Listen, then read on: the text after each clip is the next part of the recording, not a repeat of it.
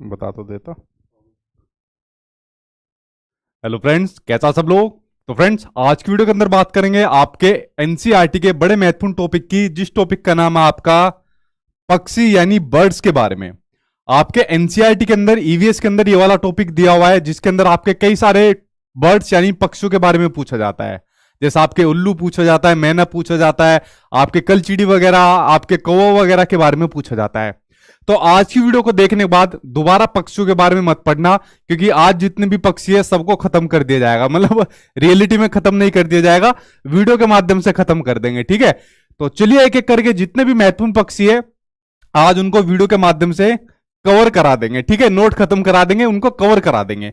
तो आज आपका टॉपिक नंबर ये 26 है। इससे पहले 25 में टॉपिक करा चुका हूं ऑलरेडी, और उससे पहले कई सारी क्लास मैं आपके लिए करा चुका हूं आपके अलग अलग सब्जेक्ट की। एक और जरूरी बात आपसे कहना चाहता हूं, जो बच्चे नोटिफिकेशन का वेट कर रहे हैं, जब तक वो नोटिफिकेशन का वेट करेंगे, फॉर्म भरने का वेट करेंगे, जितने मेरे स्टूडेंट तैयारी कर रहे हैं तब तक तो उनका ये मान के चलिए आधे से ज्यादा चीज कंप्लीट हो चुकी होगी, ठीक है। और जो बच्चे नोट्स वगैरह लेकर तैयारी कर रहे हैं ना, उनका सिलेबस कंप्लीट होकर वो लोग रिवीजन कर रहे होंगे, ठीक है। तो आप लोग नोटिफिकेशन का वेट मत करिए, अपनी तैयारी कंटिन्यूअसली करते रहिए, आपका स्कोर बहुत बढ़िया बनेगा, ठीक। तो अपनी तैयारी स्टार्ट करिए। जो बच्चे नए आए वो चैनल को सब्सक्राइब कर लेना, क्योंकि आपकी ये जो क्लासेज है वो आपके एग्जाम तक चलेगी। जब आपका एग्जाम रहेगा तो चैनल को सब्सक्राइब कर लेना। तो चलिए बात करते हैं पक्षियों के बारे में। जानवरों के बारे में मैं पहले बता चुका हूं, जो आपके महत्वपूर्ण जानवर होते हैं। आज पक्षियों के बारे में बात करेंगे जो आपके एनसीईआरटी के अंदर दिए हुए हैं, ठीक जी। सभी को गुड इवनिंग, मैं ठीक हूं, आई होप आप लोग सब ठीक होंगे। और उसके अलावा ये सीटेट के नोट्स है जो मैं पहले बता चुका हूं। एक वीडियो भी पर्टिकुलर मैंने इसके ऊपर बनाई हुई है कि नोट्स के अंदर क्या क्या चीज है, जितने भी आपके सभी सब्जेक्ट है उनके अंदर क्या क्या मटेरियल है, और इसको आप लोग कैसे डाउनलोड कर सकते हो, ठीक है। तो सारा प्रोसेस एक वीडियो के अंदर मैंने बताया हुआ है, और ये सारी चीजें जो आपको दी सामने स्क्रीन पर लिखी हुई है ये नोट्स के अंदर है। मतलब उस वीडियो के अंदर जाके देख लेना, यूट्यूब पर सर्च मार लेना सचिन सर नोट्स के नाम से या सचिन एकेडमी नोट्स के नाम से, वो सारी चीजें उसके अंदर आपको मिल जाएगी। XYZ आपको फिर कोई चीज लेने की जरूरत नहीं पड़ेगी, ठीक है। तो चलिए बात करते हैं पक्षियों के बारे में एक एक करके, और उसके बाद आपको सारी चीजें समझ में आ जाएगी। देखिए, जो सबसे पहला पक्षी है, बड़ा महत्वपूर्ण पक्षी है आपके एनसीईआरटी के अंदर बात करूं मैं तो सॉरी, कई दिन से खांसी हो रही है, ठीक नहीं हो रही। तो एनसीईआरटी में दिया हुआ है आपका बूझो और पहचानो के अंदर एक स्टेटमेंट दिया हुआ है कि एक पक्षी ऐसा जिसकी दुम पर पैसा, सिर से दुम तक दिखे नीला ही नीला। तो वहां पर बच्चों को संकेत दिया हुआ है, एक इंडिकेशन दिया हुआ है कि वो है हमारा राष्ट्रीय पक्षी, वो है हमारा नेशनल बर्ड। अब जैसे इससे पहले जो ऑफलाइन एग्जाम हुआ करते थे, ऑनलाइन से पहले ऑफलाइन एग्जाम होते थे, ये क्वेश्चन भर भर के कई बार पूछा गया है। और सिंपल इतना क्वेश्चन पूछा जाता था कि हमारा राष्ट्रीय पक्षी कौन है, बच्चा बच्चा बता देगा, ठीक है। प्राइमरी स्कूल का छोटा से छोटा बच्चा बता देगा कि हमारा राष्ट्रीय पक्षी कौन है, हमारा राष्ट्रीय पक्षी यानी हमारा नेशनल बर्ड कौन है, मोर हमारा राष्ट्रीय पक्षी है। ये सामने आपकी स्क्रीन पर क्वेश्चन आ गया।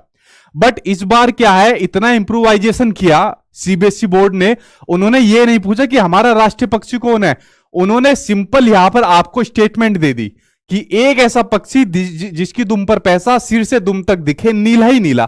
अब बताओ कौन सा पक्षी है, ठीक है। तो ये स्टेटमेंट है कही गई है आपके मोर के लिए, ये वाली स्टेटमेंट कही गई है, ठीक है। तो यहां पर दो बातें निकली है कि हमारा नेशनल जो बर्ड है, राष्ट्रीय पक्षी है, वो मोर होता है, और जिसके लिए ये वाली स्टेटमेंट आपके एनसीईआरटी के अंदर कही गई है। आई होप आपका मोर से संबंधित क्वेश्चन डाउट क्लियर हो गए होंगे, ठीक है। पक्षियों का राजा इसको कहा जाता है, मोर को कहा जाता है। 26 जनवरी 1963 को मोर को भारत का राष्ट्रीय पक्षी घोषित किया गया था, ठीक है। इसकी जो आकृति है, सुंदरता है, वो देखते ही लगती है, ठीक है, सभी पक्षियों के मुकाबले, तो इसलिए इसको राष्ट्रीय पक्षी घोषित किया गया है। और संस्कृत भाषा में इसको मयूर कहा जाता है, मयूर कहा जाता है इसको पक्षी को, ठीक। और जो इसका साइंटिफिक नेम है, जंतु वाला नाम है इसका, वो है आपका पावो क्रिस्टेटस इसका नाम है, जो कि आपके एग्जाम में शायद आपका नहीं पूछा जाएगा, लेकिन बाकी के टेट वगैरह एग्जाम में शायद आपको देखने को मिल जाए। आपके एग्जाम के पॉइंट ऑफ व्यू से दो चीजें बड़ी महत्वपूर्ण है कि एक आपका राष्ट्रीय पक्षी क्या नाम है उसका, मोर, और दूसरा ये वाली जो स्टेटमेंट आपके एनसीईआरटी में दी हुई है, ये किस पक्षी के लिए कही गई है, तो ये कही गई है आपके मोर के लिए, यानी आपके पिकॉक के लिए ये वाली बात कही गई है, ठीक है। तो ये चीज आपकी पहला पक्षी क्लियर हो गया। चलिए बात करते हैं अब दूसरे पक्षी के बारे में, बारबेट के बारे में, यानी कि बसंत गोरी के बारे में। देखिए, बसंत गोरी के बारे में अब आपके एनसीईआरटी के अंदर क्या दिया हुआ है, इसके बारे में बात करते हैं। बसंत गोरी गर्मियों में क्या काम करती है, टुक टुक करती है, ठीक है, आवाज करती है टुक टुक की, और पेड़ के तने में गहरा छेद बनाकर उसमें अंडे रखती है। आपने देखा होगा पेड़ में जो इस तरीके से तना जो होता है उसमें छेद बना लेती है, ठीक है। हमारे शायद इंडिया के एनवायरनमेंट के अंदर बहुत कम देखने को मिलती है, फॉरेनर के अंदर बहुत ज्यादा देखने को मिलती है, ठीक है, बसंत गोरी, ठीक। वैसे इंडिया में भी बहुत जगह है जहां देखने को मिलती है, लेकिन मैंने फॉरेनर में बहुत ज्यादा देखा है इसको। और टुक टुक की आवाज करती है, ठीक है। और उसके अलावा बात करते हैं वुड पेकर की। आज यार खांसी ज्यादा ही हो रखी है, ठीक है, यानी कठफोड़वा की बात करते हैं। सेम ये भी बसंत गोरी की तरह पेड़ के तने में अपना घोंसला बनाता है, ठीक है। तो दोनों के अंदर सिमिलरिटीज यहां पर देखने को मिलती है। बसंत गोरी कई बार आपके एग्जाम में पूछा जा चुका है। अब बात करते हैं शकरखोरा यानी सन बर्ड की बात करते हैं। शकरखोरा के बारे में बात करते हैं। शकरखोरा किसी भी छोटे पेड़ या झाड़ी की डाली पर अपना लटकता हुआ घोंसला बनाता है। आपने देखा होगा कोई भी पेड़ हो तो उस पर कोई घोंसला आपको लटका हुआ मिलेगा, ठीक है। तो जो भी लटका हुआ घोंसला आपको मिले, ठीक है, आप लोगों ने देखा भी होगा, तो समझ लो वो आपके शकरखोरा का आपको देखने को मिलेगा, सन बर्ड का आपको घोंसला हुआ मिलेगा, ठीक है। जैसे लटका हुआ घोंसला इस तरीके से मिल रहा है आपको, ठीक है। तो ये लटका हुआ घोंसला किसका है? ये आपका शकरखोरा का है। जो इसका घोंसला होता है वो बनता किन किन चीजों का है? बाल का बना होता है, ठीक है, किसी के भी बाल हो, आदमी के हो, जानवर के हो, किसी के भी हो, तो उसको इकट्ठा कर लेता है। मकड़ी के जाले का होता है, पतली टहनियों का होता है, बारीक घास का होता है, सूखे पत्ते होते हैं, रुई होती है, पेड़ की छाल के टुकड़े होते हैं, और कपड़ों के आपके चीथड़े से बना होता है। ये जो घोंसला बना होता है आपका सन बर्ड का, ये जो आपका घोंसला बना होता है किसका? आपके शकरखोरा का। तो शकरखोरा यहां पर आपका कंप्लीट हुआ। बात करते हैं आपके अगले के बारे में बात करते हैं। अगले आपके आगे आपके बड़े महत्वपूर्ण आपके चील, बाज और गिद्ध। ये आपके एनसीईआरटी में भी तीनों के तीनों आपके सेम एजीटी एक जैसे दिए हुए हैं, ठीक है, चील, बाज और गिद्ध। अब देखिए इनके बारे में महत्वपूर्ण जानकारी पढ़िए आप लोग एक एक करके, ठीक जी, ठीक है। अब देखें चील, बाज और गिद्ध के बारे में। चील, बाज और गिद्ध हमसे 4 गुना अधिक दूर तक देख सकते हैं। मतलब जो इनकी देखने की जो कैपेबिलिटीज है, देखने की क्षमता है, हम मनुष्य की क्षमता हम मतलब हमारे मुकाबले में 4 गुना ज्यादा है, ठीक है। तो पहला पॉइंट तो यह है, ये सबसे ज्यादा बार आपके सीटेट के एग्जाम में पूछा जा चुका है, इस पॉइंट को ध्यान रख लेना। दूसरी बात, जो चील की जो पूंछ होती है वो होती है खांचे वाली होती है। कैसी होती है? चील की जो पूंछ होती है वो होती है आपकी खांचे वाली होती है। जो गिद्ध होता है वो मरे हुए जानवरों को खाकर जगह को साफ कर देता है और आकाश में ऊंचाई पर उड़ता है। बेसिकली गिद्ध भी खुद साफ होते जा रहे हैं, ठीक है। और इसमें मतलब एक ये गंभीर विषय है। गिद्ध क्या होता है? बेसिकली एक दवाई आती है, मतलब अब तो उस पर बैन लग गया है, इंडिया के अंदर भी बैन लग गया है और ऑल ओवर वर्ल्ड के में भी उसके ऊपर बैन लगता जा रहा है। डाइक्लोफिनेक के नाम से वो दवाई आती है। जैसे जो पशु होते हैं तो उनको जो जॉइंट्स की जो दिक्कत होती है, प्रॉब्लम होती है, तो उसमें जो किसान रहता है, जो पशु वगैरह पालते हैं, तो उनको दवाई देते हैं। तो जब वो पशु मर जाते हैं तो गिद्ध आकर उसको खाता है मरे हुए जानवर को गिद्ध खाता है। तो उसके बाद उस दवाई की वजह से जो गिद्ध है वो मरते जा रहे हैं। तो इसलिए गिद्ध की जो जाति है वो दिन पर दिन खत्म होती जा रही है, या कह लीजिए विलुप्त होती जा रही है, ठीक है। ये जो है विलुप्त होती जा रही है, और विलुप्त नहीं, इसको गंभीर विलुप्त कहिए, ठीक है। इसको रेड डाटा बुक के अंदर, ठीक है, रेड डाटा बुक के अंदर, ये क्वेश्चन भी आपका सीटेट के एग्जाम में पूछा जा रहा है। आपका red data book, red data book के अंदर जो भी आपके गंभीर आपके जीव जंतु होते हैं उसको जो है रेड डाटा बुक के अंदर आपका सम्मिलित किया जाता है, ठीक है। इसको जारी कौन करता है? इसको रेड डाटा बुक को जारी करता है आपका IUCN, ठीक है। IUCN की फुल फॉर्म बताओ। तो आईयूसीएन इसको जारी करता है, रेड डाटा बुक को जारी करता है। तो इसके अंदर इसको गंभीर विलुप्त जाति बताया गया गिद्ध को अंदर, और हमारे जो गिद्ध है वैसे बहुत कम होते जा रहे हैं। तो अब जो डाइक्लोफिनेक की जो दवाई है इसको बैन कर दिया है, और धीरे धीरे इसकी जगह पर दूसरी दवाई को मतलब इसको रिप्लेस कर दिया है कि भाई इस दवाई का यूज करिए, और इस दवाई को यूज करोगे तो जानवर भी आपके, पशु भी बचे रहेंगे और गिद्ध भी आपका बचा रहेगा। तो लेट्स सी, देखते हैं इसके परिणाम, मतलब बहुत लंबे टाइम पर बाद देखने को मिलेंगे, ताकि गिद्धों को मतलब बचाया जा सके, इनका कंजर्व किया जा सके ज्यादा से ज्यादा। आप लोग देखोगे आपके आसपास तक, अब आसपास मतलब गिद्ध आपको ज्यादा देखने को नहीं मिलेंगे, ठीक है। तो आप लोग समझ गए गिद्ध क्या करता है? मरे हुए जानवरों को सफाई का काम करता है, जो गिद्ध करता है, ठीक है। अब अगर गिद्ध ही नहीं रहेगा तो मरे हुए जानवरों की सफाई कौन करेगा, ठीक है। तो आगे देखते हैं। जमीन पर पड़ी हुई कोई चीज किसी चील को 1 से 2 किलोमीटर की दूरी पर साफ दिखाई दे जाती है, तो ये वाली बात इसके बारे में हो गई। तो चील, बाज और गिद्ध के बारे में जो महत्वपूर्ण पॉइंट आपके एनसीईआरटी के अंदर दिए हुए थे वो तीनों मैंने आपको बता दिए, ठीक। आई होप आपके क्लियर हो गए होंगे। IUCN की फुल फॉर्म बताओ कमेंट बॉक्स के अंदर, ठीक, जल्दी से बताओ। चलिए बढ़ते अब आपके अगले पॉइंट की ओर। अगला है आपका पक्षी टेलर बर्ड यानी कि दर्जन चिड़िया। देखो इसके नाम से पता चल रहा है टेलर बर्ड यानी दर्जन चिड़िया। दर्जी क्या काम करता है, टेलर क्या काम करता है, कपड़े सीने का काम करता है। ये क्या काम करती है, ये अपने घोंसले को सीने का काम करती है, घोंसले को सीती है। ठीक है, जैसा आप लोग देख रहे हो इसके घोंसले को कैसे सिया हुआ है इसने। ठीक है, तो घोंसले को क्या काम करती है, सिलने का काम करती है। जैसे दर्जी सिलता है कपड़ों को, ठीक है, सुई से सिलता है, इस तरीके से अपने घोंसले को सिलती है। तो टेलर बर्ड होती है, दर्जन चिड़िया इसका नाम होता है। तो दर्जन चिड़िया अपनी नुकीली चोंच से पत्तों को सी लेती है और उनसे एक थैली सी बना लेती है और उसमें अंडे देती है। ये विशेषता है आपकी टेलर बर्ड की, ये आपकी विशेषता है। ठीक है, तो दर्जन के बारे में आपका क्लियर हो गया। आगे बढ़ते हैं आपका अब वीवर पक्षी यानी वीवर बर्ड के बारे में। देखो इसके बारे में आपको बड़ा मजा आएगा पढ़ने में, वीवर बर्ड के बारे में। देखो और खासकर पुरुष वर्ग ध्यान से देखना। अब देखो जो वीवर बर्ड है, जो नर है आपके, जो मेल है, मेल जो वीवर बर्ड है वो अपने घोंसले बनाते हैं, मतलब अपने अपने घोंसले बना लिए। और जो फीमेल है, जो मादा वीवर मतलब जो पक्षी है, उन सभी घोंसलों को देखती है। ठीक है, और देखने के बाद फिर उनमें से जो घोंसले सबसे ज्यादा उसको पसंद आता है उसमें ही वह अंडे देती है। मतलब बेसिकली यहां पर जो फीमेल जो वीवर पक्षी होती है वो यहां पर एक तरीके से अपना स्वयंवर रचाती है कि हाँ भाई मेल जितने भी वीवर पक्षी है अपने अपने घोंसले लगा लो भाई, जो मुझको पसंद आएगा वहां पर मैं अपना माला पहना दूंगी। ठीक है, तो यहां पर स्वयंवर रचता है, यहां पर देख लो यहां पर। ठीक है, तो यहां पर क्या काम करती है, स्वयंवर रचाती है कि जिसका मुझको पसंद आएगा तो मैं यहाँ क्या काम करूंगी, अपना घोंसला जो सबसे पसंद आएगा उसमें वो यहाँ पर क्या काम करेगी, अपने अंडे देगी। ठीक है, तो यहां पर रचाया जाता है इनका स्वयंवर, जैसे यहां पर मचाया जाता है मतलब मनुष्य के अंदर। ठीक है, तो ये बात हो गई आपके वीवर पक्षी की। ऑनलाइन एग्जाम में पिछली बार आपका कई बार पूछा गया था वीवर पक्षी से संबंधित। ठीक, अगला पक्षी आ गया आपका फाख्ता पक्षी।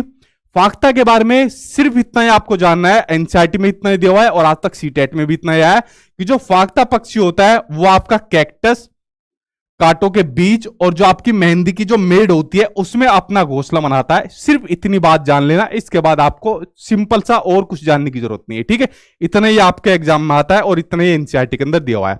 सबसे महत्वपूर्ण आपका आ गया पक्षी। ठीक है, और सबसे महत्वपूर्ण जो आपके सीटेट के एग्जाम में सबसे ज्यादा पूछा गया था पिछली बार ऑनलाइन एग्जाम में। अब देखिए मैं आपको एक डिफरेंस बताता हूं कि पिछली बार जो ऑनलाइन एग्जाम में आता था उल्लू और जो ऑनलाइन एग्जाम में आया, तो सबसे ज्यादा डिफरेंस देखने को क्या मिला था। अब जब इससे पहले जो ऑफलाइन एग्जाम में उल्लू के बारे में पूछा जाता था तो वो ये पूछा जाता था कि जो उल्लू होता है वो अपनी गर्दन पीछे तक घुमा सकता है, मतलब 360 डिग्री तक अपनी गर्दन को घुमा सकता है जो उल्लू होता है।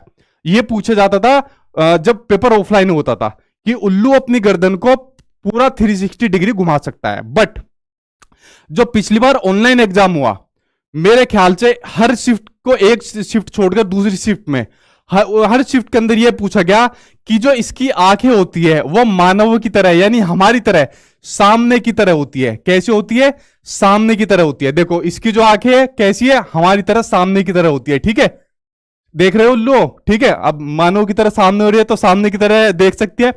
यह सबसे ज्यादा क्वेश्चन पूछा गया आपके ऑनलाइन एग्जाम के अंदर। वेरी वेरी इंपोर्टेंट लगा लो इसके ऊपर। ठीक है, सबसे ज्यादा आपके ऑनलाइन एग्जाम में पूछा गया, मेरे ख्याल से इसकी कोई गिनती नहीं है। तो इस पॉइंट के ऊपर सबसे ज्यादा नजर डाल लेना कि इसकी आंखें मानवों की तरह सामने की तरफ आपकी होती है। ठीक है, और 360 डिग्री तो आपकी घूमती घूमती है। बट यहां पर बच्चों के अंदर सबसे ज्यादा कंफ्यूजन होती है उल्लू और मैना के अंदर। अब आपको ध्यान रखना है जो मैना होती है वो झटके से अपनी गर्दन आगे पीछे करती है और जो उल्लू होता है वो 360 डिग्री अपनी गर्दन को घुमा लेता है। बट मैना जो होती है वो झटके से अपनी गर्दन को पीछे करती है। ठीक है, तो ये कंफ्यूजन आपको यहां पर रखना है। बच्चे बहुत कंफ्यूज हो जाते हैं, पब्लिकेशन वगैरह की किताब पढ़ते हैं तो उसमें क्लियरिटी नहीं रहती। ठीक है, एनसीईआरटी में ये चीजों को बिल्कुल क्लियर करके दिया हुआ है। ठीक, तो ये बात आपको ध्यान रखनी है और ये सबसे बड़ा महत्वपूर्ण पॉइंट है जो आपको जानना जरूरी था। ठीक है, तो आप लोग समझ गए इस पॉइंट के बारे में। ठीक है, चलिए तो ये बात पढ़ ली, उल्लुओं ने उल्लुओं के बारे में पढ़ लिया। ठीक, आगे बढ़ते हैं अभी इसके बारे में। अब बात करते हैं इंडियन रोबिन के बारे में यानी कलचीड़ी के बारे में पढ़ते हैं। तो देखो कलचीड़ी क्या होती है, कलचीड़ी पत्थरों के बीच में अपना घोंसला बनाती है। इनके घोंसले में पौधों की क्या होती है, नाजुक टहनियां होती है, जड़ें होती है, ऊन होती है, बाल होती है, रुई होती है और ये सब बिछा रहता है इनके घोंसले के अंदर। उसके अलावा ये छोटे छोटे कीड़े ये छोटे छोटे कीड़ों को खा जाती है और जो इनकी चोंच होती है वो क्या होती है, अंदर से लाल होती है। इनकी चोंच क्या रहती है, अंदर से लाल होती है। ठीक है, ये बात होगी कलचिड़ी यानी कि इंडियन रोबिन के बारे में, ये वाली बात होगी। ठीक, अब बात करते हैं कौवे के बारे में यानी क्रो के बारे में। ये और बड़ा इंटरेस्टिंग आपको देखने को मिलेगा। जो वाला कंसेप्ट है ना, मैन विल बी मैन, कि आदमी हमेशा आदमी रहेगा, उसको फॉलो करता है क्रो। अभी तक तो आपने पढ़ा होगा जो मेल आपका व्यूवर पक्षी आया था, जो स्वयंवर रचाया जाता है, ये भाई साहब उससे भी एक कदम आगे जाता है। अब देखो ये उससे एक कदम आगे कैसे जाएगा, जो कौवा होता है। देखो भाई, पढ़ो कौवे के बारे में। जो कौवा होता है उसके घोंसले में क्या होता है, लोहे के तार होते हैं और लकड़ी की टहनियां होती है। ये सभी चीजें इसके क्या होती है, घोंसले में होती है। और जो सबसे महत्वपूर्ण बात होती है, कौवा जो होता है, जो पेड़ की सबसे ऊंची डाल होती है उस पर अपना घोंसला बनाता है, जो कौवा होता है। यहां तक आप समझे।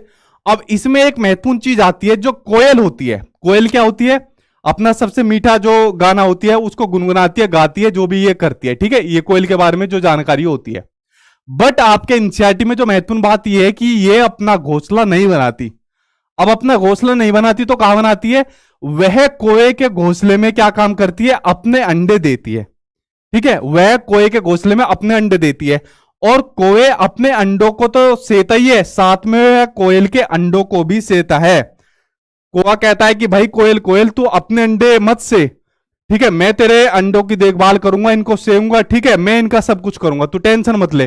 तो मैन विल बी मैन का कंसेप्ट जो यहां पर फॉलो करता है वो कौवा करता है। ठीक है, तो देखो कितना जेन्युइन मतलब जेंटलमैन आदमी है कौवा होता है। बेफालतू में लोग इसे काला कौवा और मतलब पत्थर मार के भगा देते हैं। तो सबसे जेन्युइन जो जेंटलमैन आदमी है, महिलाओं को इससे सीखना चाहिए और पुरुषों को इससे सीखना चाहिए। ठीक है, चलिए बढ़ते हो आगे। कुछ लोग इसे कहेंगे कि मतलब ये तो गुलाम है या महिलाओं का कुछ है, कुछ भी कह लो यार, जेंटलमैन आदमी है। ठीक, और ये क्वेश्चन सबसे ज्यादा पूछा जाता है आपके सीटेट के एग्जाम में। अब बात करते हैं गुरैया के बारे में, बात करते हैं। यहां तक आपका क्लियर हो गया होगा। गुरैया के बारे में जो महत्वपूर्ण चीज है, जो पिछली बार आपके ऑनलाइन एग्जाम में आई, वो पॉइंट भी मैंने लिखा हुआ है जो सामने आपकी स्क्रीन पर दिया होगा। अब देखिए गुरैया के बारे में पहली चीज तो ये है कि ये अलमारी के ऊपर, मान लीजिए कोई भी घर के अंदर अलमारी होती है, कहीं भी होती है, या तो वहां पर अपना घोंसला बनाएगी, या जो मिरर होता है, आईना होता है, या वहां पर अपना घोंसला बनाएगी। ठीक है, ये इसका घोंसला बनाने की जगह है। बट पिछली बार क्या हुआ, आपका जो ऑनलाइन एग्जाम हुआ, ठीक, अब बच्चे बड़े कंफ्यूज हो गए थे पिछली बार जब ऑनलाइन एग्जाम हुआ कि सर पता नहीं कुछ शिफ्ट के अंदर, पता नहीं सर पेपर हार्ड आ गया, मॉडरेट आ गया। ठीक है, ये कुछ शिफ्ट वाले बच्चों ने कहा था, बट पेपर आपका एनसीईआरटी से ही आया था। ठीक है, तो कुछ शिफ्ट वालों को, बच्चों को बड़ी दिक्कत आई थी। मैंने कहा था कि यार आराम से एनसीईआरटी आराम से फॉलो कर लो, उससे बाहर पेपर नहीं आ रहा है। हाँ, 3-4 शिफ्ट के अंदर कुछ क्वेश्चन आ गए थे जैसे यूपी टेट वगैरह में आए थे, बट वो भी बेसिक लेवल के थे। ठीक है, और इस बार तो उनकी भी टेंशन खत्म है, क्योंकि अलग से टॉपिक मैंने अपने नोट्स के अंदर वो ऑलरेडी इंक्लूड करे हुए। ठीक है, तो टेंशन लेने की जरूरत नहीं है आपको। अब देखिए गुरैया में क्या नया पॉइंट आया। गुरैया वह पक्षी है जो दिल्ली में सामान्य रूप से दिखाई देता था पहले, बट अब इस चिड़िया के बारे में जागरूकता बढ़ाने हेतु एक विशेष दिन मनाया जाता है, क्योंकि शहरीकरण के कारण यह दुर्लभ हो गई है। अब देखिए क्या था, दिल्ली में पहले गोरैया बहुत दिखते थे, बट जब से शहरीकरण बढ़ता गया, ठीक है, जैसे जैसे शहर की आबादी बढ़ती गई, लोग ज्यादा आते गए दिल्ली के अंदर, तो गोरैया कम देखने को मिलता गया। तो जो दिल्ली सरकार थी, आई थिंक 2010 की बात थी अगर मैं सही हूं तो जो उस टाइम पर शीला दीक्षित थी, उनकी सरकार थी, इतना मुझे ध्यान है। तो उन्होंने क्या काम करा, जो गोरैया थी इसको राजकीय पक्षी के रूप में इसको घोषित कर दिया। ठीक है, दिल्ली का राजकीय पक्षी किसको घोषित कर दिया, दिल्ली का राजकीय पक्षी घोषित कर दिया, आपका गोरैया को दिल्ली का राजकीय पक्षी घोषित कर दिया। ठीक है, और इनके उत्थान के लिए कुछ प्रोग्राम भी चलाए।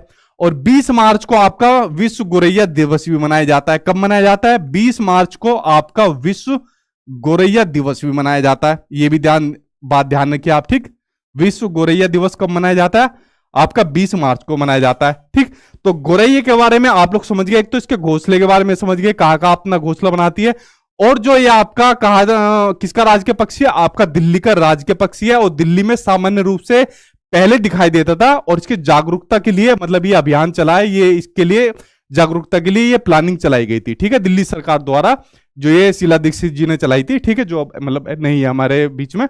तो ये आप लोग समझिए इसके बारे में पॉइंट। ये पिछली बार एक नया क्वेश्चन आया था सीटेट के एग्जाम के अंदर, तो ये बात आप लोग समझ गए। अब बात करते हैं कबूतर के बारे में। देखिए कबूतर के बारे में सिर्फ इतना लिखा हुआ है एनसीईआरटी के अंदर कि कबूतर पुराने मकान या खंडर में अपना घोंसला बनाता है। ठीक, आप लोगों के घर में भी आपने देखा होगा कबूतर, जहां भी पुराना मकान होगा या खंडर वगैरह होगा, वहां पर अपना घोंसला बनाता हुआ आपको दिख जाएगा। ठीक, यहां तक आपके जो पक्षी थे उनके बारे में, जो मेन मेन पक्षी है जो आपके एनसीईआरटी के अंदर दिए हुए, वो आपके यहां पर सारे कवर हो गए। बट अभी पूरा चैप्टर खत्म नहीं हुआ है। ठीक है, अभी पूरा चैप्टर खत्म नहीं हुआ। आगे देखते हैं। International union for conservation nature, बिल्कुल सही बताया भैया आपने सोनू कुमार। ठीक है, फुल फॉर्म सही है आपकी। चलिए आगे देखते हैं। अगला पॉइंट दिया हुआ है कि कोए, गिलहरी, बिल्ली और चूहे मौका देखते ही अंडे चुरा लेते हैं और कई बार घोंसलों को भी तोड़ देते हैं। अब देखिए एनसीईआरटी के अंदर एक बड़ा महत्वपूर्ण दिया हुआ है कि जो घोंसले होते हैं उनके दुश्मनों के बारे में दिया हुआ है। अब इसके अंदर एक बड़ा महत्वपूर्ण दुश्मन छूट गया, और वो महत्वपूर्ण दुश्मन है मनुष्य। तो मनुष्य भी घोंसलों को तोड़ देते हैं, और एनसीईआरटी के अंदर भी मनुष्य दिया हुआ है। ठीक है, तो इसके अंदर वो छूट गया मनुष्य। तो ये दुश्मनों के बारे में दिया हुआ है। ठीक है, तो ये पॉइंट आपका क्लियर हो गया कि कौन कौन दुश्मन है घोंसलों के। अब देखिए, अब बात करते हैं पक्षियों की चोंच के बारे में बात करते हैं। आज से पहले सीटेट के एग्जाम में पक्षियों की चोंच के बारे में नहीं पूछा गया। इसका एक काम करे, एसी थोड़ा चला दे, इसका एक पॉइंट के ऊपर चला दे। पक्षियों की चोंच के बारे में इससे पहले सीटेट के एग्जाम में नहीं पूछा गया। बट पिछली बार जो ऑनलाइन एग्जाम हुआ तो पक्षियों के चोंच से संबंधित क्वेश्चन एग्जाम में देखने को मिले। तो आप पक्षियों की चोंच किस तरीके की होती है, कौन से पक्षी की चोंच किस काम आती है, वो आपको चीज पता होनी चाहिए। तो उसके बारे में एक एक करके बात करते हैं कि मांस को चीर फाड़ कर निकले कैसी चोंच होती है। ठीक है, लकड़ी को में छेद कर निकले कैसी चोंच होती है। तो आपकी स्क्रीन पर कुछ इस तरीके से दिख रही होगी। इनके बारे में हम एक एक करके बात करेंगे। ठीक है, डिटेल में थोड़ी सी बात करेंगे। आई होप आपको यहां तक सारी चीज समझ में आ गई होगी। ठीक है जी, चलिए आगे बात करते हैं एक एक करके सभी के बारे में। इसका देखना, हरबसन सिंह का इन्होंने डिटेल में नहीं देखा। अगर आप डिटेल में जाओगे तो उसमें सारी चीज आपको इंक्लूड मिलेगी क्लास 8 तक की। अगर आपने क्लास 8 एनसीईआरटी पढ़ी है और फिर नोट्स के अंदर जाके पढ़ना, तो आपको सारे मिल जाएगी। देखिए इनका वो देख, इनका डांसर हरबसन सिंह का, इन्होंने एनसीईआरटी सही नहीं पढ़ी। मेरे पास एनसीईआरटी भी है, नोट्स भी है, मैं आपको मैच करके दिखा दूंगा। तो सही से पढ़ा करो नोट्स के अंदर डिटेल में, तभी आपको जानने को मिलेगी सारी चीजें। ठीक है, यहां तक क्लियर हो गया आपका? हाँ, बॉयज के लिए उल्लू, ठीक है भाई, ठीक है। चलिए आगे बढ़ते आपके, अब पक्षियों की चोंच के बारे में बात करते हैं। ठीक, एक एक करके इनकी चोंच के बारे में देख लीजिए आप। अब पहले बात करते हैं बाज, चील और गिद्ध। ये क्या होते हैं? आपके मांसाहारी पक्षी होते हैं जो मांस खाते हैं। इनकी चोंच कैसी होती है? छोटी होती है और हुक जैसी चोंच होती है। ये क्वेश्चन आपके सीटेट के एग्जाम में पूछा गया था। ठीक है, ये क्वेश्चन किस में पूछा गया? पिछली बार आपके ऑनलाइन एग्जाम में, आपके सीटेट के एग्जाम में आपका पूछा गया था। ठीक है भाई, ये क्वेश्चन आपके सीटेट के एग्जाम में पूछा गया था कि जो मांसाहारी पक्षी होते हैं, मांस खाते हैं, इनकी चोंच छोटी होती है और हुक की तरह होती है। देखिए ये आप लोग देख सकते हो, ये रही इनकी चोंच। मांस और चीर फाड़ करने वालों की हुक जैसी होती है। ये देखिए हुक जैसी इनकी चोंच होती है। यहां मैंने कहां से घुमा दिया, ये रही। ठीक है, तो ये आपकी इनकी चोंच हो गई। उसके अलावा दूसरों की बात करते हैं। तोते की जो चोंच होती है वो होती है आपकी घुमावदार चोंच होती है, और जो फल कुतरने में हेल्प करती है, फलों को कुतरने में हेल्प करती है तोते की जो चोंच होती है। आगे बात करते हैं कबूतर की, गोरैया की आदि में जो चोंच होती है वो छोटी होती है, चौड़ी होती है और मजबूत होती है। ऐसी चोंच अनाज के दानों को तोड़ने में सक्षम होती है। ठीक, कबूतर की, गोरैया की कैसी होती है? अनाज के दानों को तोड़ने में हेल्प करती है। ठीक है, ये जैसे बीज को दबाकर तोड़ने में, ये देखो इनकी ये चोंच हेल्प करती है। ये आपका दिया हुआ इस तरीके से। आगे बात करते हैं मिट्टी, कीचड़ इनसे कीड़े या अन्य छोटे छोटे जीवों को पकड़ने वाले पक्षियों की चोंच लंबी, पतली, नुकीली और मुड़ी हुई होती है। ठीक है, ये सभी जितनी चोंच है इनको देख लो, आपके काम आएगी। आगे बात करते हैं मछली पकड़ने वाली चिड़ियों जैसे सारस की, बगुले की आदि की चोंच जो होती है वो लंबी होती है, पतली होती है और सुई जैसी होती है। आपने देखी होगी, सारस हो गया, बगुला हो गया, चोंच लंबी होती है। ठीक है, तो सीधा चोंच से पकड़ लेते हैं इनको। कुछ पक्षियों की चोंच में फिल्ट्रेशन सिस्टम होता है, यानी निस्पंदन प्रणाली होती है। ठीक है, ये क्या होता है? यानी छानने की प्रणाली होती है। अगर मान लीजिए इनको किसी को पकड़ना है तो उससे धूल मिट्टी या कीचड़ वगैरह जो भी होता है उसको फिल्टर कर देते हैं, उसको अलग कर देते हैं और सिर्फ उसी को खा जाते हैं अपना। तो इन पक्षियों के उदाहरण है हंस हो गया, बत्तख हो गया। ऐसे पक्षी पानी के आसपास रहते हैं तथा अपने भोजन चोंच में लेने के बाद अन्य पदार्थ जैसे कीचड़ आदि को अलग कर लेते हैं, यानी फिल्ट्रेशन कर लेते हैं। तो इन पक्षियों की चोंच ऐसी होती है, ठीक है, जैसे हंस बत्तख, मैंने एग्जाम्पल आपको बता दिए। अब बात करते हैं पक्षियों के पंजे के बारे में बात करते हैं। हालांकि मुझे पंजों से संबंधित कोई क्वेश्चन आपके एग्जाम में नहीं दिखा, शायद कोई आया भी हो, बट मैं रिस्क नहीं लेना चाहता, तो इसलिए मैं पंजों के बारे में भी आपको बता देता हूं, क्योंकि पंजों के बारे में आपके एनसीईआरटी के अंदर दिया हुआ है, ठीक है। अब पंजों के बारे में पढ़िए आप लोग, किस जो पक्षियों के पंजे होते हैं वो किस किस तरीके के होते हैं। देखिए एक एक करके बात करते हैं पंजों के बारे में। सबसे पहले पढ़िए आप लोग, जैसे जो बत्तख के पंजे होते हैं, राजहंस के पंजे होते हैं, पेलिकन के होते हैं। पेलिकन भी ऐसी दिखता है जैसे बत्तख वगैरह होता है, ठीक है। पानी में जो तैरने वाले जो पक्षी होते हैं जैसे बत्तख, राजहंस वगैरह, इनके पंजे कैसे होते हैं? झिल्लीदार होते हैं। ये झिल्लीदार जो पैर होते हैं वो तैरने में इनकी हेल्प करते हैं। ये देखिए, ये इस तरीके के जो आपके इनके जो आपके पंजे होते हैं, झिल्लीदार होते हैं। जैसा आपने देखा होगा जो आदमी वगैरह भी होते हैं, मनुष्य होते हैं, तो आर्टिफिशियल आते हैं, ठीक है। तो इस तरीके के झिल्लीदार आते हैं जो हेल्प करते हैं पानी में तैरने में, बड़े बड़े से आते हैं, ठीक है। तो ये इनके आपके क्या हो गए? पंजे हो गए। अब बात करते हैं कुछ और पंजों के बारे में बात करते हैं, जिन पंजों में आगे की तरफ फैले ही 3 उंगलियां होती है, ठीक। कैसी उंगलियां होती है? 3 उंगलियां। देखो 1 2 3 उंगलियां, आगे तो 3 उंगलियां आपको मिलेगी और पीछे की तरफ एक उंगली होती है। ये रही पिछली तरफ 1 उंगली, ठीक है।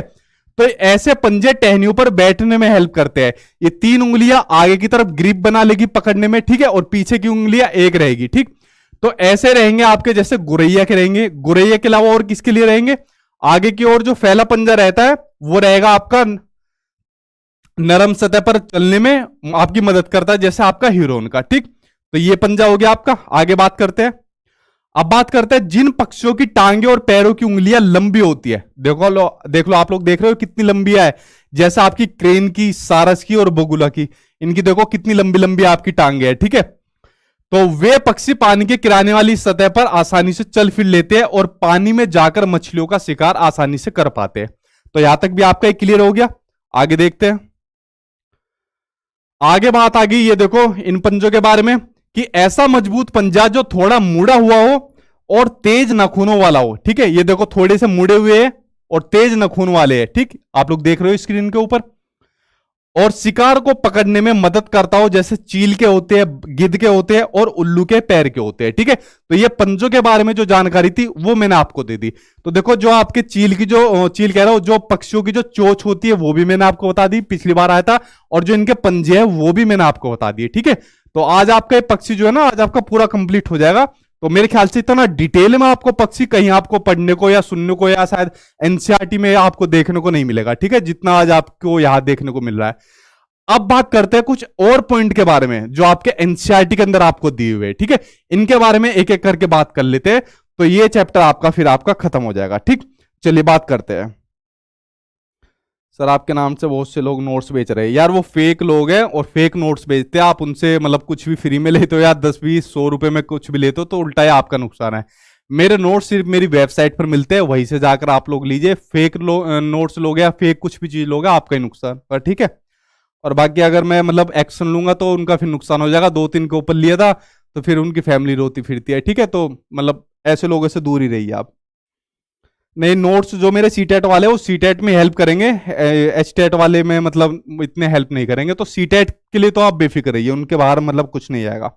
अब बात करते हैं एनसीईआरटी के पॉइंट के बारे में, जो पक्षियों के बारे में दिए हुए कि पक्षी केवल अंडे देने के लिए घोंसले बनाते हैं, ठीक है। और जब अंडों में से बच्चे निकल जाते हैं तो वे फिर घोंसला छोड़कर चले जाते हैं, मतलब फिर घोंसले की कोई वैल्यू नहीं होती, सिर्फ अंडे देने के लिए वो घोंसले को बनाते हैं। तो पहला पॉइंट आपका क्या हुआ, ये पक्षियों के बारे में जो आपके एनसीईआरटी में दिया हुआ है कि सिर्फ अंडे देने के लिए आपका वो घोंसला बनाते हैं, ठीक है। अधिकतर जो पक्षियों की जो आंखें होती है उनके सर के दोनों तरफ होती है। ये पक्षियों के बारे में आपका दूसरा पॉइंट हुआ। अगला पॉइंट देखते हैं, पक्षी एक ही समय में 2 अलग अलग चीजों को एक साथ देख लेते हैं। आप देख सकते हो एक ही समय में 2 अलग अलग चीजों को। अभी आप लोग मुझे देख रहे हो, ठीक है, अभी आप लोग मुझे देख रहे हो, तो मुझे देखते हुए इधर उधर देख के बताओ एक साथ, नहीं देख पाओगे, ठीक है, क्योंकि हम लोग सिर्फ एक जगह पर ही कंसंट्रेशन कर सकते हैं, बट पक्षी देख सकते हैं एक साथ पर। हम जो अपनी पुतलियों को घुमा सकते हैं, अभी आप लोग मुझे देख सकते हो और अपनी पुतली घुमा के दिखाओ, ऊपर नीचे इधर उधर घुमा सकते हो, बट पक्षी नहीं घुमा सकते, ठीक है। पक्षी पूरी गर्दन घुमाएंगे इस तरीके से, ठीक है, पूरी गर्दन घुमाएंगे। तो पक्षी और जो ह्यूमन होते हैं, मनुष्य होते हैं, उनके अंदर बहुत सारे ये डिफरेंस होते हैं, ठीक है। यही सब एनसीईआरटी के अंदर दिया हुआ है। तो पक्षी एक समय में दो अलग अलग चीजों को एक साथ देख लेते हैं, ठीक। आगे पॉइंट है, ज्यादातर पक्षियों की पुतली घूम नहीं सकती, जो मैंने पॉइंट बताया वही सामने आ गया, और अपनी गर्दन घुमाकर ही आसपास देखते हैं, ठीक है। हम तो पुतलियों से इधर उधर देख लेते हैं, जैसे हम नकल करते थे तो अपनी गर्दन थोड़ी घुमाते थे, ऐसे नकल कर रहे हैं तो पुतली घुमाकर ही दूसरे की देख ली, ठीक। आगे देखते हैं, पक्षियों के जो पंख होते हैं, पक्षियों के पंख होते हैं, उन्हें उड़ने में हेल्प करते हैं, और उसके अलावा उन्हें गर्माहट देते हैं, ठीक है, सर्दियों से बचाने में भी हेल्प करते हैं, और उन्हें नए पंख आते रहते हैं और पुराने उनके झड़ते रहते हैं, ठीक है। ये पॉइंट आपका क्लियर हुआ। आगे देखते हैं पक्षियों के कान के बारे में। पक्षियों के कान दिखते नहीं है बट होते हैं, लेकिन इनके सिर के दोनों तरफ छोटे छोटे छेद होते हैं, मतलब इनको इनका कान कह सकते हैं। ये छोटे छोटे से छेद होते हैं जो पंखों से ढके रहते हैं, ठीक है, जो छोटे छोटे छेद होते हैं जो पंखों से ढके रहते हैं, और पक्षी इन्हीं की मदद से क्या काम करता है, सुनने का काम करता है, ठीक है। तो ये इनके कानों के बारे में बात होगी। तो पक्षियों से संबंधित जो एनसीईआरटी के पॉइंट थे वो आपके यहां पर क्लियर हो गए। तो फ्रेंड्स देखिए, पक्षियों के बारे में जो जो जानकारी आपके एनसीईआरटी के अंदर थी वो मैंने बताई अपनी तरफ से, और जितने पॉइंट आपको कुछ ऐड करनी चाहिए थे वो मैंने आपको ऐड कर दिए। तो पक्षियों का पूरा चैप्टर आपका कंप्लीट हो गया। मेरे ख्याल से इतना डिटेल में आपका पक्षियों का आपको एनसीईआरटी का निचोड़ आपको नहीं मिलेगा, तो इसके बाद आपको पक्षियों का कुछ नहीं पढ़ना, आपका पक्षी पूरा का पूरा कंप्लीट हो गया, ठीक है। अब बताइए आपको कैसा लगा ये टॉपिक। अगर वीडियो पसंद आई हो तो आप लोग लाइक कर देना, शेयर कर देना अपने आप, और आपके एग्जाम तक ये आपका ऐसे ही चलता रहेगा। तो आप लोग चैनल को सब्सक्राइब कर लेना, और कोई क्वेश्चन हो आप लोगों का, अब आप लोग क्वेश्चन पूछ सकते हो, ठीक है। पूछिए अब आपका क्या क्वेश्चन है, अब पूछता हूं जी। सर बिहार टेट की तैयारी कराइए यार, अभी तो सी टेट में लगा हुआ हूं मैं, तो बिहार टेट के लिए मतलब सी टेट भी कर लो आप लोग, तो बात तो एक ही है, ठीक है। और पूछिए जी। एसएसटी क्लास कीजिएगा सर प्लीज, बहुत दिनों से नहीं हुआ। अब देखो एसएसटी का मतलब सिस्टम से नंबर आता है, तो एक एक करके मतलब सब्जेक्ट वाइज क्लास चलती है, तो एसएसटी का भी आपका नंबर आएगा। और पूछिए जी। हाँ बाद में भी देख लो, कोई बात नहीं, देख लिया करो आप लोग, ठीक है। ठीक है जी, आपका वीडियो जन नोट्स बहुत अच्छा है, थैंक यू जी। सचिन कुमार हाय हाय और पूछो कुछ क्वेश्चन हो जल्दी, फिर मैं वीडियो को खत्म करता हूं। क्या किसका पंजा नहीं होता, क्वेश्चन समझ में नहीं आया। किसका पंजा नहीं होता, दोबारा क्वेश्चन पूछो जल्दी फिर, वरना वीडियो खत्म हो जाएगा। सर आपका वीडियो किसी दूसरे चैनल पर चल रहा है, ये कैसे संभव है। यार ऐसे बहुत सारे चैनल हो गए जो मेरे नाम से चल रहे हैं, ठीक है। तो अब मेरा मन करता है कि उनको कॉपीराइट स्ट्राइक दे दूं, तो अगर नहीं माने ना थोड़े दिनों बाद तो कॉपीराइट स्ट्राइक दे दूंगा मैं, ठीक है। तो मतलब मैं मेहनत मैं करता हूँ, और मेरे नाम से वो मिसयूज करता है, ठीक है। पता है आप लोगों को, मतलब इस कंटेंट को बनाने में कई कई घंटों की मेहनत मेरी लग जाती है। देख लो खांसी होने के बावजूद भी मैं क्लास लेता हूँ कि मतलब चलो यार स्टूडेंट को मतलब क्लास मिले, और वो सिर्फ कॉपी करी और वीडियो को डाउनलोड करा और डाल देते हैं चैनल पर। चलो कराऊंगा इनका भी कुछ ना कुछ,